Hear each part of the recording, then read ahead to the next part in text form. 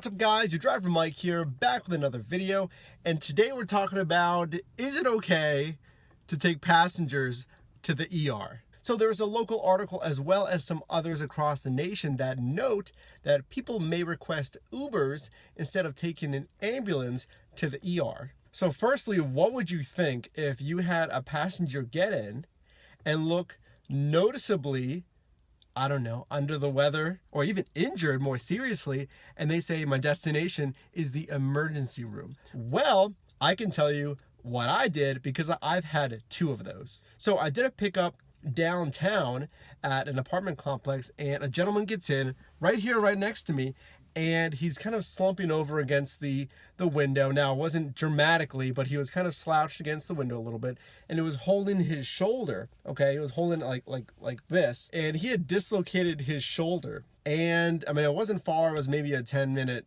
ride, but, you know, I took him.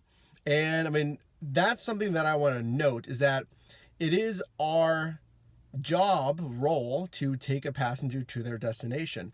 But liability and training expertise, where does that come into play? We are not medically trained to deal with health complications. At least I'm not. If you're an EMT or if you're some kind of medical professional, sure, you are, like a nurse, but I think a lot of us, the majority, are not medically trained to deal with any complications. So dislocated shoulder, yeah, I can definitely do that. That's nothing really going to happen there. They just need to see a professional. So I did take him to the ER. Second example, I had a gentleman and a woman in the back seat. I picked them up at another apartment complex or house, and she's groaning. She's clutching her stomach. She's feeling really awful, and they're telling me about it, like, oh, yeah, hang in there. I know she's not feeling really good. I'm sorry. And then she says, I'm passing kidney stones. Well, that was certainly a surprise for me. She is passing kidney stones and needs to get to the ER to see a professional for that. Again, actually, they were in a really good mood about it. It was kind of funny, and he was making fun of her for this. So I took them to the ER. Let me say that if someone had more serious health complications, if someone's getting in and says, I think I'm having a heart attack, I would advise them to call 911. I would. And even if it's a short run, you don't know what may happen during that ride. That's what my concern would be.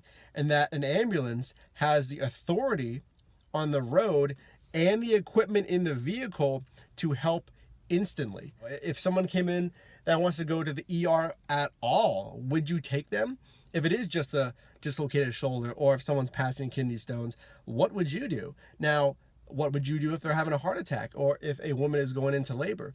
Now, I would even say, I will wait with you, ensure that you get an ambulance. If I don't feel comfortable taking somebody because I don't have any experience to help them, I think that's what it comes down to, is do you feel comfortable taking someone that's having an absolute medical emergency? Now, the benefit here for passengers is that an ambulance ride can cost you $600, $700. It can cost you $1,000 to go 15 minutes down the road or wherever to the hospital.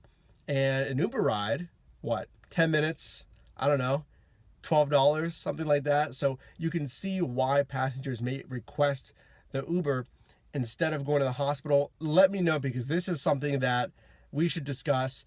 And I honestly haven't even seen an official stance from Uber or Lyft about this.